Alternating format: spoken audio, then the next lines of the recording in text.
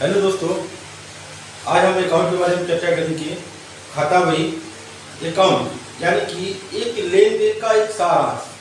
जो हम लेन देन करेंगे, जो भी हम क्रय परचेज या सेल करते हैं या कोई भी लेन देन होता है, उसके बारे में चर्चा करेंगे कि एक व्यापार के लिए खाता कितना इम्पोर्टेंट है। तो सबसे पहले हमें ये जानना होता है कि अकाउंट कितने प्रकार के बनते हैं। एक बेसिकली अकाउंट क्या होता है। देखिए, अकाउंट कितने प्रकार के होते हैं। अकाउंट देखिए दो प्रकार के होते हैं। बस अगर हम बैंकों में जाएंगे तो बैंकों में किस तरह के खाते बताए जाते हैं। बैंकों में क्या बताया जाता है, या तो चालू खाता, करंट अकाउंट, या फिर सेविंग अकाउंट, करंट अकाउंट, या फिक्स अकाउंट। ये सारी चीजें बताई जाती है। लेकिन यहाँ फिक्स या सेविंग अकाउंट नहीं होता है।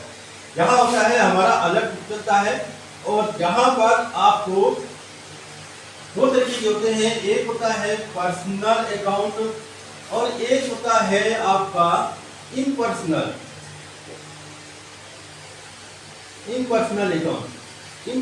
पर्सनल अकाउंट यानी पर्सनल अकाउंट जैसे व्यक्तिगत, जैसे आपको नाम से पता चल रहा है व्यक्तिगत का मतलब हुआ कि एक संस्था या किसी व्यक्ति से, व्यक्ति नाम। इसमें भी दो तरीके होते हैं व्यक्तिगत। इसमें इस खाते के अंतर्गत हमने क्या होता है, एक नेचुरल पर्सनल यानी कि नेचुरल व्यक्ति, जो एक इंसान हो गया या किसी तरीके से नाम हो गया, किसी व्यक्ति का नेम हो गया, पर्सन नेम हो गया। एक हो गया, ये हो गया आपका नेचुरल। और एक होता है आपका नेचुरल के अलावा एक आर्टिफिशियल। दूसरा होता है आर्टिफिशियल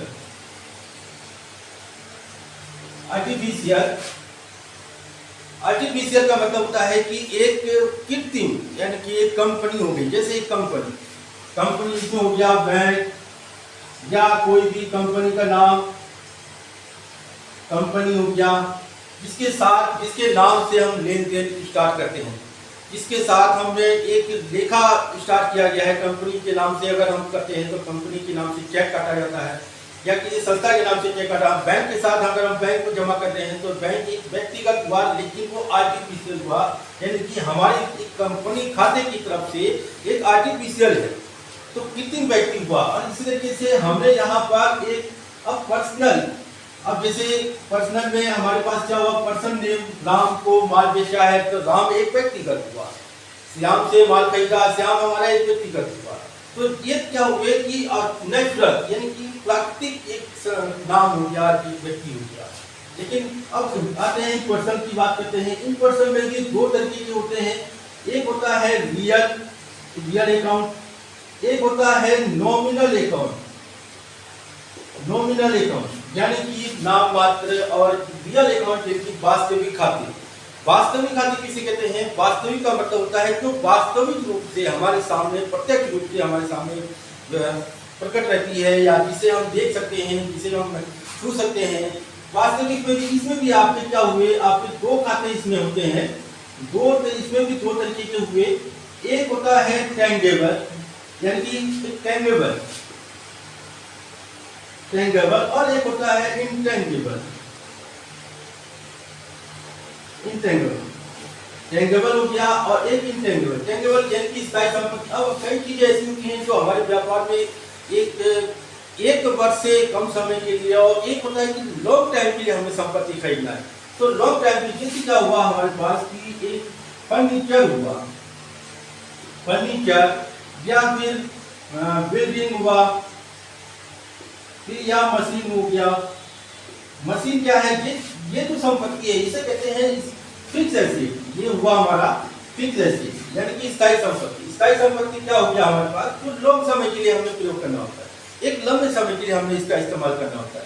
लेकिन इसी तरीके से हमारे पास एक संपत्तियां ऐसी भी होती हैं, जैसे एक स्टॉक हो गया, एक कैश हो गया, एक डेप्टर हो गया। ये जो संपत्ति हो गई हमारे पास, ये एक ही संपत्ति है जो समय पर परिवर्तित होती रहती है।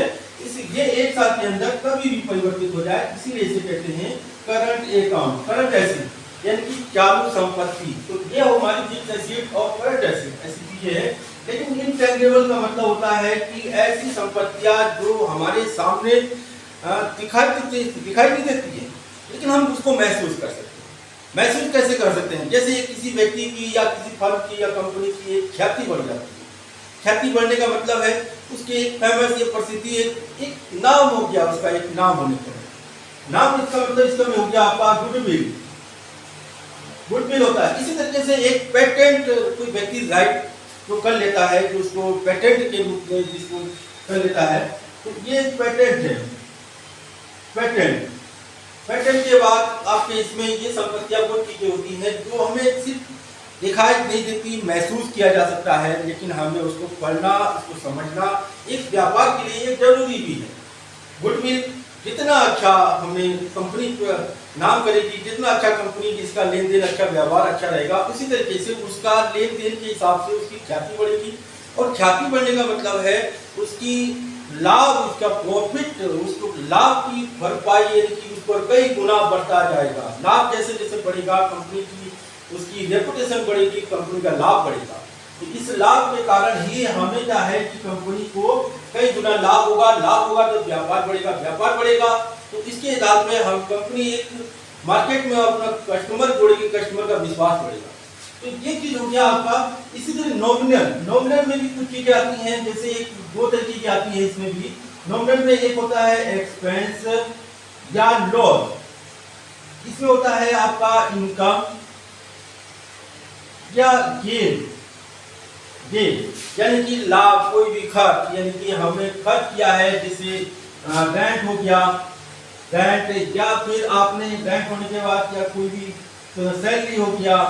अब इसी तरीके से इनकम गेन, कोई भी अगर प्रॉफिट मिलता है, मान लीजिए कभी कंपनी को किसी को एक भवन किराए पर दिया, किराया मिलता है या कमीशन मिलता है, तो ये कमीशन इस तरीके से हमें नॉमिनल, ये चीजें वो चीजें हैं, लेकिन इसके बदले हम क्या करते हैं, जैसे किराया दिया, हमने क्या किया, किराया दिया। किराया देने का मतलब है हमने एक क्या दे रहे हैं, पैसा दे रहे हैं, पैसे के रूप में हमने क्या किया, ग्रांट के रूप में हमने पैसा देना है। किराया तो एक नाम चीज है, किराया रेंट तो क्या हुआ हमारे पास, एक पैड लिया है हमने रेंट के रूप में, लेकिन रेंट के रूप में दिया क्या है, पैसा दिया है।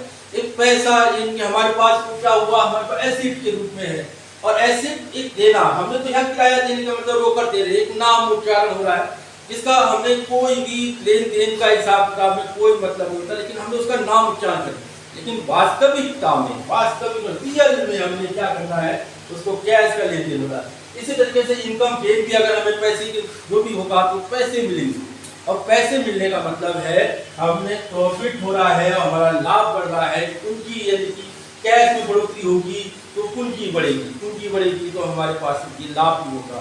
तो इस तरीके से हमारे पास तीन तरीके खाते हैं अकाउंट में, एक पर्सनल अकाउंट, एक इम्पर्सनल अकाउंट। ये पर्सनल अकाउंट यानी कि पर्सनल में यहाँ पे हो गया एक पर्सन नेम हो गया, या बैंक अकाउंट या बैंक कंपनी हो गया आपका, तो ये क्या हो गया, आर्टिफिशियल, जिसको हमने अपने तरफ से बनाया गया अकाउंट है। इसी तरीके से एक पर्सनल में हमारे पास रियल अकाउंट, एक नॉमिनल अकाउंट होता है। रियल अकाउंट में भी दो तरह के होते हैं, एक टेंजेबल होता है, एक टेंजेबल होता है।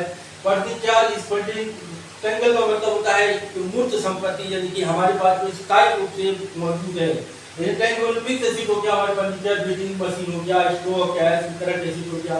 इनटेंजेबल में वो चीजें होती हैं जो हमारे पास दिखाई नहीं देती, लेकिन हमें उनको महसूस करना होता है। इस तरीके से नॉमिनल में एक्सपेंस, लॉस या इनकम गेन, पैट, ये सब सैलरी, ये सब क्या है हमारे पास, ये सब नॉमिनल अकाउंट है, जो हमारे एक व्यापार के लिए अकाउंट का ये चीजें हमने समझना है अकाउंट के बारे में, और यही चीज हमें अकाउंट को आगे लेके चलना है। कितने भी लेन देन होंगे वो सब इसी तरीके से होंगे, ठीक है। तो इस तरीके से हमने आगे और पढ़ेंगे, तब तक